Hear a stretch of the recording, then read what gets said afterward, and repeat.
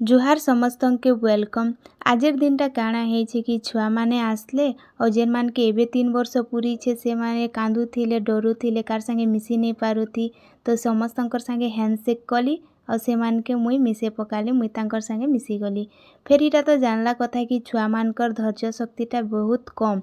तो से मान के गुटे जगह रे बसाले से माने रहनी उठे उठे किना पलोथिबे तार लागी मुई से मान के बाहर के टिके बुले नेली बाहर टिके रखली भीतर के 5 मिनिट बाहर 10 मिनिट एंता करी से मान के रखली आउ आज तांकर धैर्य शक्ति उपरे काम कली जेनटा कि से छुआ माने बाहर के गले और तांकर मन पसंद जहाँ देखले ताहा बेटी बुटा करी आनी बाहर आनीथिबा पतर के मन के जहाँ आसला ताहा ताकर टेबुल के सजाले और ताकर से पतर सांगे खेलले।